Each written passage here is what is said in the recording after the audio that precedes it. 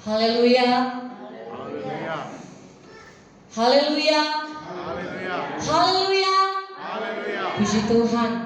Luar biasa Tuhan dalam kehidupan kita. Amin. Amin. Pujian, syukur, hormat, kemuliaan patut kita naikkan kepada Tuhan. Karena kalau kita boleh ada, kita boleh sehat, kita boleh kuat sampai saat hari ini saudara, itu semua karena campur tangan Tuhan. Itu semua karena kasih Tuhan yang begitu luar biasa dalam kehidupan kita. Puji Tuhan. Dan saya bersyukur kepada Tuhan kalau saya boleh lagi berdiri di tempat ini untuk memberitakan kebenaran firman Tuhan. Dan saya juga berterima kasih kepada Bapak Gembala dan Ibu Gembala yang boleh mempercayakan saya untuk memberitakan kebenaran firman Tuhan. Puji Tuhan, tidak berlambatan waktu saudara, kita akan buka kebenaran firman Tuhan yang terdapat dalam Lukas 13. Lukas 13 ayatnya yang ke-6 sampai ayatnya yang ke-9. Lukas 13 ayatnya yang ke-6 sampai ayatnya yang ke-9. Saudara tinggal duduk dan kita akan baca secara bersama-sama dalam hitungan yang ketiga. Lukas 13 ayat 6 sampai ayatnya yang ke-9. 1, 2, 3. Lalu Yesus mengatakan perumpamaan ini, seorang mempunyai pohon ara yang tumbuh di kebun anggurnya, dan ia datang untuk mencari buah pada pohon itu, tetapi ia tidak menemukannya. Lalu ia berkata kepada pengurus kebun anggur itu, sudah 3 tahun aku datang mencari buah pada pohon ara ini, dan aku tidak menemukannya. Tebanglah pohon ini, untuk apa ia hidup di tanah ini dengan percuma? Jawab orang itu, Tuan, biarkanlah dia tumbuh tahun ini lagi. Aku akan mencangkul tanah sekelilingnya dan memberi pupuk kepadanya. Mungkin tahun depan ia berbuah, jika tidak, tebanglah dia. Amin. Amin. Judul perikop ini, Lembaga Indonesia memberikan judul perikop ini adalah perumpamaan pohon ara yang tidak berbuah. Perumpamaan pohon ara yang tidak berbuah. Apa itu perumpamaan? Ya. Sebelum kita lanjut, apa itu perumpamaan? Perumpamaan memiliki kata dasar umpama, yang artinya menjadi contoh, menjadi perbandingan, atau ibarat dengan yang lain-lain. Jadi kata perumpamaan ini artinya perbandingan atau ibarat. Saudara, Tuhan Yesus Kristus ketika dia mengajar, ketika dia berkhotbah, dia seringkali menggunakan perumpamaan. Mengapa? Karena perumpamaan ini mudah untuk diingat, dan perumpamaan ini menggambarkan kedalaman dan kebesaran ilahi. Dan di dalam perumpamaan ini, saudara, mengandung banyak simbol-simbol yang penuh makna. Amin. Saudara yang diberkati oleh Tuhan, firman Tuhan mengibaratkan kita, menggambarkan kita. Kita seperti pohon yang harus menghasilkan buah, yang harus berbuah. Bahkan kitab Mazmur berkata kita seperti pohon yang ditanam di tepi aliran air, yang berbuah pada musimnya. Amin. Kita diibaratkan sama seperti pohon yang harus berbuah. Pohon itu dikenal dari buahnya, ya kan? Kita akan tahu, oh ini pohon durian, kalau dia menghasilkan buah durian. Kita akan tahu, oh ini pohon mangga, kalau dia menghasilkan buah mangga. Kita akan tahu, oh ini pohon rambutan, kalau dia menghasilkan buah rambutan. Tidak pernah kita temui pohon durian dia buah rambutan, pohon mangga dia buah durian. Tidak ada kan saudara? Begitu juga dengan kita anak-anak Tuhan, orang-orang yang percaya kepada Tuhan. Kita dikenal lewat buah yang kita hasilkan. Amin. Orang akan tahu bahwa kita ini adalah anak-anak Tuhan kalau kita menghasilkan buah. Amin. Haleluya. Dan kalau kita baca dalam ayatnya yang ke-6 tadi, di sana dikatakan seorang mempunyai pohon ara yang tumbuh di kebun anggurnya, dan ia datang untuk mencari buah pada pohon itu, tetapi ia tidak menemukannya. Saudara, saya dan saudara itu ingin menikmati yang baik dari Tuhan. Ya, siapa yang tak suka yang terbaik? Kita selalu mengharapkan Tuhan memberikan yang terbaik untuk kita. Amin. Dan kita seringkali menikmati hal-hal yang baik dari Tuhan. Tetapi saudara, dalam ayat ini, sang pemilik pohon ara ini ingin menikmati buah dari pohon ara ini, ingin merasakan buah dari pohon ara ini, tetapi dia tidak menemukannya. Kenapa dia tidak menghasilkan buah? Begitu juga dengan Tuhan kita. Tuhan kita ingin menikmati kita. Tuhan kita ingin menikmati buah-buah yang kita hasilkan, saudara. Tetapi apa? Dia kecewa. Dia tidak menemukan kita berbuah. Kita tidak menghasilkan apa-apa untuk Tuhan. Amin.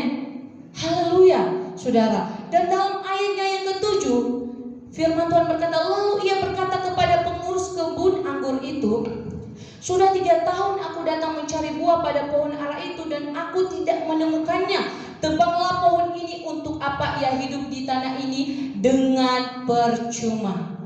Saudara, pohon kalau dia tidak menghasilkan buah, ujung-ujungnya dia ditebang. Ujung-ujungnya dia dimasukkan ke dalam api. Begitu juga dengan kita orang-orang percaya. Ketika kehidupan kita tidak menghasilkan buah, percuma kita hidup, sia-sia kita hidup. Kenapa sia-sia? Karena ujung-ujungnya kita akan binasa, ya kan? Ujung-ujungnya kita akan masuk neraka. Kenapa tidak menghasilkan buah? Karena itu dalam ayat itu bilang, tebanglah pohon ini, untuk apa ia hidup di tanah ini dengan percuma. Orang Kristen tanpa buah, tanpa menghasilkan buah, ia hidup sia-sia. Amin. Haleluya. Dan kita baca dalam ayatnya yang ke-8 dan ayatnya yang ke-9. Jawab orang itu, Tuhan, biarkanlah dia tumbuh tahun ini lagi. Aku akan mencangkul tanah sekelilingnya dan memberi pupuk kepadanya. Mungkin tahun depan ia berbuah, jika tidak, tebanglah dia. Dari 2 ayat ini, saudara, kita bisa tarik satu kata. Kita bisa tarik satu kesimpulan, yaitu kesempatan. Amin. Kesempatan. Karena itu tema khotbah saya di pagi hari ini adalah selagi masih ada kesempatan. Selagi masih ada kesempatan untuk kita menghasilkan buah, mari kita gunakan kesempatan itu sebaik mungkin. Amin. Haleluya. Kalau kita boleh ada sampai hari ini, kalau kita boleh bernafas, hidup, bergerak sampai hari ini karena kesempatan Tuhan. Tuhan sabar menunggu kita untuk menghasilkan buah. Tuhan sabar agar dia bisa menikmati kehidupan kita. Amin. Bahkan dalam 2 Petrus 3 ayat 15 bagian A, di sana dikatakan, anggaplah kesabaran Tuhan kepadamu adalah sebuah kesempatan supaya kamu beroleh selamat. Kesempatan Tuhan sabar sama kita itu karena dia memberikan kita kesempatan untuk bisa menghasilkan buah. Amin. Tapi ada orang, bahkan banyak orang, dia berpikir, oh, yang penting kan Tuhan so sabar. Tuhan itu sabar. Tuhan itu memberikan banyak kesempatan. Terus dia bisa hidup dalam dosa, dia bisa hidup seenak-enaknya dia. Ya. Dia hidup berfoya-foya, dia hidup bukan untuk Tuhan, tetapi untuk dirinya sendiri, saudara. Ya. Itu tergantung pilihan dari saudara. Mau ikut Tuhan atau tidak mau ikut Tuhan. Tetapi yang firman Tuhan pastikan, tidak ada yang tahu kapan kesempatan terakhir kita. Amin. Mungkin hari ini kita aman, mungkin besok kita aman, mungkin tahun ini kita aman, mungkin tahun depan kita aman, ya.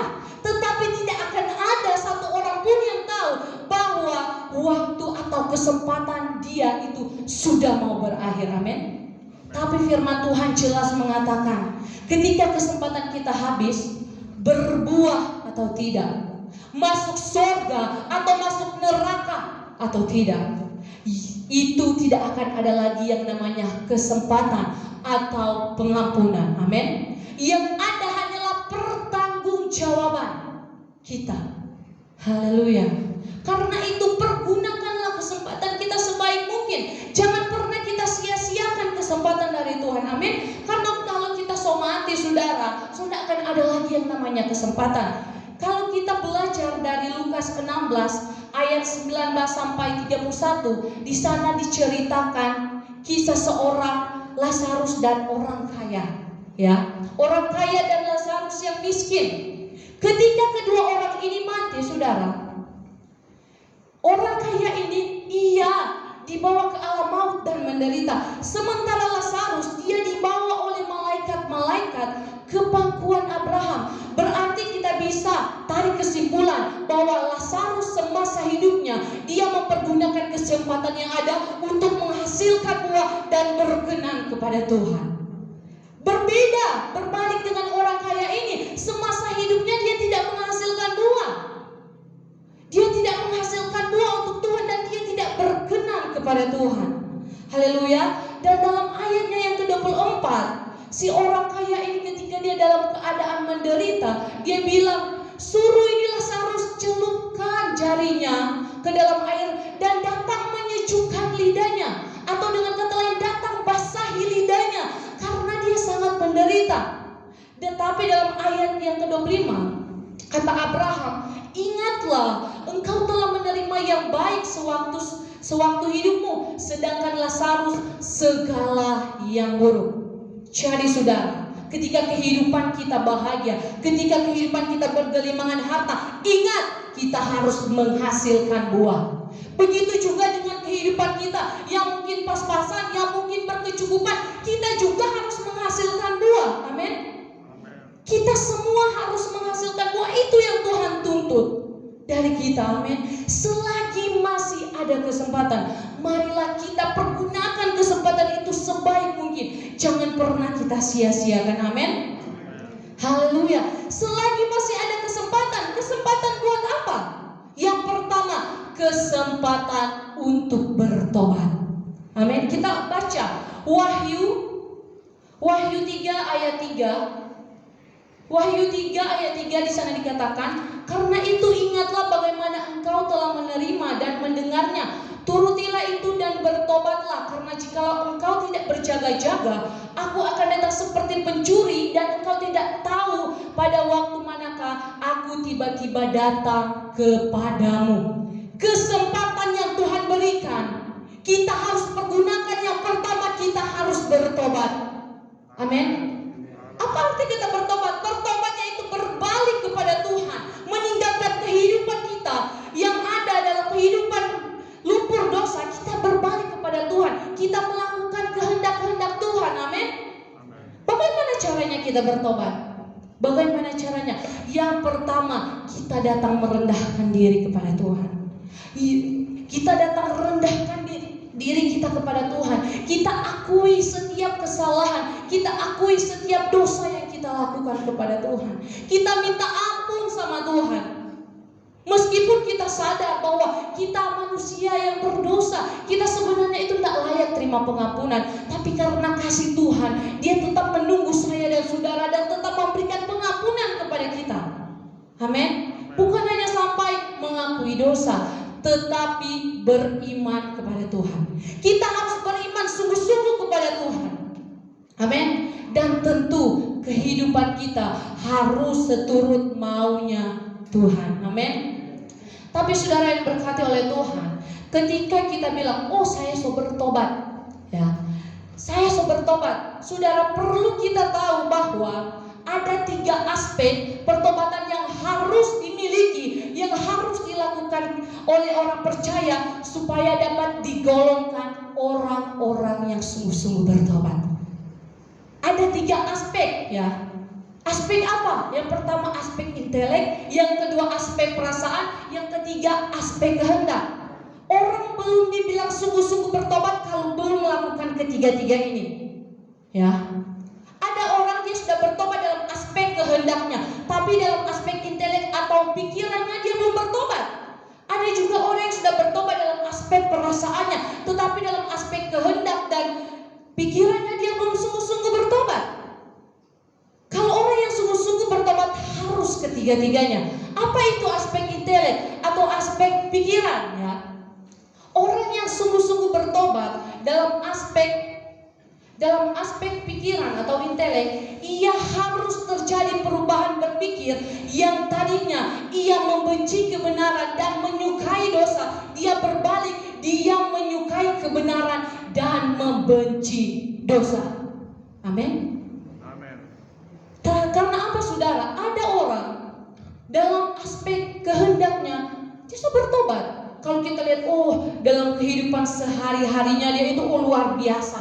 Luar biasa dia selalu lakukan ini, dia selalu lakukan itu. Tapi dalam aspek pikirannya dia belum bertobat saudara. Karena apa? Dia masih memikirkan hal-hal jahat, dia masih memikirkan hal-hal porno, dia masih memikirkan hal-hal negatif, dia masih memikirkan perkara-perkara yang di atas. Sementara kalau orang yang sungguh-sungguh bertobat dalam aspek pikirannya, yang ada dalam pikirannya yaitu perkara-perkara yang di atas. Amin. Dia memikirkan bagaimana caranya untuk dia bisa selamat. Ya. Dia memikirkan hal-hal positif. Saudara, kalau ada yang demikian pada diri kita, firman Tuhan mengajarkan kita agar kita sungguh-sungguh bertobat. Amin. Dan yang kedua, yang berikut adalah aspek perasaan. Ketika orang bertobat dalam aspek perasaan saudara, harus terjadi perubahan emosi orang percaya. Harus terjadi perubahan emosi. Ada perasaan yang rindu, ada perasaan yang haus akan Tuhan. Ada perasaan yang rindu masuk hadirat Tuhan. Amin. Harus ada perasaan rindu, bukan perasaan malas. Saudara, perasaan rindu, kita harus semangat dan bergairah untuk mencari Tuhan. Amin. Untuk masuk hadirat Tuhan, untuk datang beribadah kepada Tuhan. Amin. Tapi saudara, banyak orang-orang percaya ketika mau diajak ibadah, maju orang ibadah, aduh nanti aduh lelah, aduh capek, aduh ini, aduh itu. Saudara, kalau ada dalam diri kita, berarti kita belum sungguh-sungguh bertobat. Karena orang kalau bertobat dalam perasaannya itu, dia rindu menikmati hadirat Tuhan. Amin. Mari kita rajin datang beribadah, baik itu dalam persekutuan doa, baik itu dalam ibadah minggu, baik doa puasa dan ibadah yang lain-lainnya. Karena itu adalah bukti bahwa kita rindu dan haus akan hadirat Tuhan. Amin. Dan juga saudara, orang kalau bertobat dalam aspek perasaannya, ketika dia melakukan dosa, ketika dia melakukan kesalahan kepada Tuhan, dia merasa bersalah, dia merasa tertuduh. Ya kan? Contohnya kalau kita saja dalam kehidupan sehari-hari, ketika kita menyakiti orang, ketika kita melukai hati orang, orang rasa bersalah tuh. Oh Tuhan, kita sobeki bagi itu pada dia. Aduh, bagaimana kan kita mesti minta maaf. Kita mesti bikin ini supaya dia tidak marah. Kita mesti begini. Aduh, memang kita kan tuh so salah. Itu dalam kehidupan sehari-hari. Begitu juga dengan Tuhan. Ketika kita melakukan dosa, ketika kita melakukan pelanggaran, orang harus rasa bersalah. Ya kan? Tapi ada orang so bikin dosa, so melakukan pelanggaran, dia rasa biasa, hatinya damai-damai saja, ya. Terus ngaku-ngakunya bertobat. No, dia belum sungguh-sungguh bertobat. Amin. Haleluya. Dan yang berikut adalah aspek kehendak. Orang yang sudah bertobat dalam aspek kehendak, semua tindakan, semua keputusan yang dia ambil harus diawali dengan satu kehendak, yaitu kehendak Tuhan. Amin. Apapun yang dia mau lakukan, apapun perilakunya, saudara, itu harus seturut dengan maunya Tuhan. Seperti saya katakan tadi, ada orang sudah bertobat dalam aspek pikiran dan perasaannya, tetapi dalam aspek kehendaknya dia belum sungguh-sungguh bertobat. Kehidupan kesehariannya itu tidak menjadi berkat. Dia mengambil keputusan sendiri, dia kasih Tuhan di belakang. Artinya itu dia belum sungguh-sungguh bertobat, saudara. Orang yang sungguh-sungguh bertobat dalam aspek kehendak, apapun yang akan dia lakukan, itu semuanya seturut maunya Tuhan. Amin. Jadi kalau kita bertobat dalam aspek pikiran, dalam aspek perasaan, dan dalam aspek kehendak, berarti kita adalah orang-orang yang sungguh-sungguh bertobat. Amin. Haleluya. Puji Tuhan. Selagi masih ada kesempatan untuk apa? Kesempatan yang kedua, kita gunakan untuk menyenangkan hati Tuhan. Untuk menyenangkan hati Tuhan. Saya rasa semua kita di sini suka disenangkan, betul? Suka disenangkan. baik itu orang tua kita, pasangan kita pasti ingin disenangkan, ya kan? Begitu juga dengan Tuhan.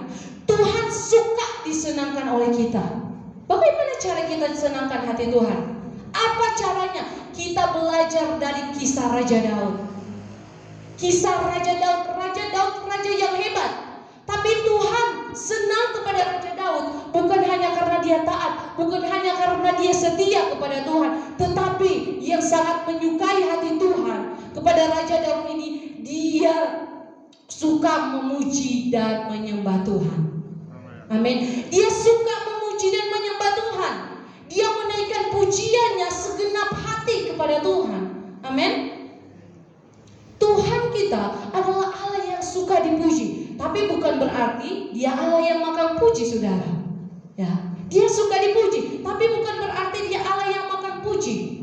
Tetapi memang dia layak terima semua pujian kita. Amin. Karena kita orang-orang percaya manusia diciptakan dengan satu tujuan, untuk menyembah Dia, untuk memuji Tuhan. Amin. Jadi mari kita memuji Tuhan. Dimanapun kita berada, kita naikkan Tuhan, kita agungkan Tuhan. Amin. Karena Dia hebat, karena Dia luar biasa dalam kehidupan kita. Amin. Tapi dalam prakteknya bukan banyak orang percaya, bukan Tuhan yang dia puji, bukan Tuhan yang dia agungkan, tapi dia pediri, saudara. Dia pediri yang dia puji-puji, dia pediri yang dia agung-agungkan. Oh, kita kuat bagi ini. Akhirnya apa? Makan puji, saudara. Kalau ada orang makan puji, seolah-olah Tuhan dia. Haleluya. Jangan, saudara. Kehidupan kita, tujuan kita adalah untuk memuji Tuhan. Amin. Puji Tuhan. Dan yang ketiga, kesempatan kita adalah kesempatan untuk berbuat baik. Amin. Kesempatan untuk berbuat baik. Galatia 6 ayatnya yang ke-10, di sana dikatakan, selagi masih ada kesempatan bagi kita, marilah kita berbuat baik kepada semua orang. Amin. Saudara, ketika kita berbuat baik kepada orang, ketika kita melakukan kebaikan kepada orang, perbuatan baik kita tidak mempengaruhi keselamatan kita. Woi, bagaimana ini toh sebagai kebaikan kok tidak mempengaruhi orang keselamatan? Ya, kalau tidak saling dengan iman dan percaya yang sungguh kepada Tuhan. Amin. Karena apa, saudara? Orang di luar Kristen pun berbuat baik. Orang yang tidak percaya pun melakukan kebaikan kepada orang lain, ya kan? Apakah mereka akan selamat? Tidak. Karena perbuatan baik kita akan berpengaruh kepada keselamatan kita kalau kita mendasarinya dengan iman percaya kita kepada Tuhan. Amin. Amin. Bahkan firman Tuhan berkata bahwa ketika kita berbuat kebaikan, jerih payah kita tidak akan sia-sia, saudara. Amin. Akan ada upah yang menanti kita. Karena itu marilah kita saling berbuat kebaikan. Bahkan dalam Galatia 6 ayat yang ke-10 di sana dikatakan, terutama kepada kawan-kawan seiman kita, sesama orang-orang percaya, sesama jemaat, harus saling berbuat kebaikan. Amin. Harus saling berbuat kebaikan. Jangan di dalam kehidupan berjemaat bukannya saling berbuat kebaikan, malah saling menjatuhkan, malah saling menjelek-jelekan. Jangan, saudara. Firman Tuhan mengajarkan kita agar kita selalu berbuat baik kepada orang. Amin. Ketika ada jemaat Tuhan yang butuh pertolongan dan kita bisa bantu, marilah kita bantu. Ketika ada jemaat Tuhan yang mungkin mulai goyah imannya, yang mungkin mulai lemah imannya, mari jemaat Tuhan yang lain datang menguatkan dia. Amin. Bukan mau ditambah kasih jatuh. Ya kan? Amin. Kita harus bisa saling melengkapi, harus bisa saling tolong-menolong. Amin. Haleluya. Bahkan firman Tuhan juga mengajarkan kita bahwa kita harus mengasihi musuh kita. Kita harus berbuat baik kepada musuh kita. Amin. Meskipun musuh kita atau orang lain menyakiti kita, meskipun musuh kita menjelekkan kita, menganiaya kita, tapi firman Tuhan selalu mengajarkan kita agar kita selalu berbuat baik. Amin. Haleluya. Dan yang berikut, yang keempat, kesempatan untuk menjadi alat Tuhan. Amin. Mau jadi alat Tuhan? Amin. Haleluya. Kesempatan untuk menjadi alat Tuhan, bukan hanya hamba Tuhan, bukan hanya pendeta, bukan hanya gembala yang mencari Allah Tuhan, tetapi kita semua harus menjadi Allah Tuhan. Amin. Menjadi Allah Tuhan, melayani Tuhan bukan nanti berkhotbah di mimbar, bukan nanti memimpin pujian, bukan nanti singers, bukan nanti main musik dan lain sebagainya. Tetapi yang Tuhan mau kita menjadi Allah Tuhan sesuai dengan bidang dan keahlian kita masing-masing.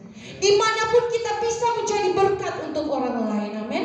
Kita bisa menjadi saluran berkat untuk banyak orang. Bahkan firman Tuhan mengajarkan kita bahwa kita harus menjadi terang dunia.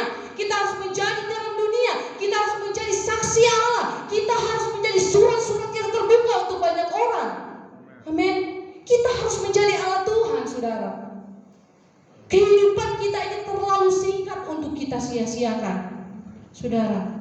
Hidup ini cuma pendek. Bahkan kitab Yakobus bilang kehidupan manusia itu seperti uap yang sebentar saja kelihatan lalu lenyap. Bayangkan kalau orang lihat uap langsung pas dia muncul langsung hilang. Yakobus bilang sama begitu, sama begitu, saudara. Berarti terlalu singkat hidup ini untuk kita menyia-nyiakan kesempatan yang Tuhan berikan. Amin. Pergunakanlah kesempatan dan waktu yang Tuhan berikan sebaik mungkin. Amin. Selanjutnya, saudara, ada 3 jenis orang dalam menghadapi kesempatan. Ada 3 jenis orang dalam menghadapi kesempatan. Yang pertama, jenis orang yang pertama adalah orang yang sama sekali tidak mengetahui dan menyadari bahwa hidup ini adalah kesempatan. Dia tidak menyadari bahwa hidup ini adalah kesempatan. Jadi bagi dia, ya hidup. Ya hidup, wah senang-senang. Ya hidup, ya buat saya gitu. Hidup itu terserah dia. Mungkin dia mau narkoba, mau dia pemabuk, mau dia perokok, mau dia seks bebas, mau dia berzina, mau dia apapun itu tergantung dia. Karena bagi dia hidup ya hidup. Ya, kalau mati ya sudah. Saudara, orang seperti ini ada, saudara. Dia tidak menyadari bahwa hidup ini adalah kesempatan. Dan yang jenis orang yang kedua adalah orang yang mengetahui dan menyadari kesempatan, namun ia sia-siakan kesempatan. Dia tahu, dia sadar bahwa hidup ini adalah kesempatan, tapi dia sia-siakan. Biasanya orang seperti ini punya 1001 alasan. Dia punya 1001 alasan. Ya sih saya tahu hidup itu harus sungguh-sungguh bertobat. Ya sih saya tahu hidup itu harus menyenangkan hati Tuhan. Ya saya tahu hidup itu harus berbuat baik. Ya saya tahu hidup itu harus mencari Allah Tuhan. Tapi kan begini, tapi kan begitu, tapi kan banyak alasan. Saudara, apa perbedaan orang bodoh dan orang hebat? Orang bodoh, dia melihat masalah di setiap kesempatan. Tetapi orang hebat, dia melihat kesempatan di setiap masalah yang datang dalam hidupnya. Amin. Ketika Tuhan izinkan masalah datang dalam kehidupannya, dia naikkan syukur kepada Tuhan. Dan dia percaya bahwa setiap masalah, setiap badai yang datang dalam kehidupannya di waktu yang tepat, Tuhan pasti akan memberikan jawaban, pertolongan dan mujizat. Amin. Mau jadi orang bodoh atau mau jadi orang hebat? Orang bodoh dan orang hebat itu bukan takdir, saudara. Bukan takdir, tetapi orang bodoh dan orang hebat tergantung reaksi kita untuk menghadapi kesempatan. Amin. Haleluya. Dan yang berikut, yang ketiga, jenis orang yang ketiga adalah orang yang mengetahui dan menyadari dan berjuang serta berusaha keras secara maksimal mengisi setiap kesempatan. Amin. Jadi ada 3 jenis orang dalam menghadapi kesempatan. Orang yang tidak menyadari bahwa hidup adalah kesempatan, orang yang menyadari bahwa hidup itu adalah kesempatan namun ia sia-siakan, dan orang yang mengetahui dan menyadari berjuang keras secara maksimal untuk memanfaatkan, untuk mengisi setiap kesempatan yang Tuhan berikan. Amin. Haleluya. Saya tidak tahu kita ada di posisi yang mana. Itu tergantung dari saudara. Mau saudara ada di jenis orang pertama, kedua, atau ketiga. Tapi yang pasti firman Tuhan katakan, selagi masih ada kesempatan, selagi masih ada kesempatan, kita mau pergunakan kehidupan kita untuk menyenangkan hati Tuhan. Amin. Haleluya. Puji Tuhan, kita tutup Alkitab kita. Saya rindu kita nyanyikan sebuah pujian yang berkata, hidup ini adalah kesempatan. Terima kasih.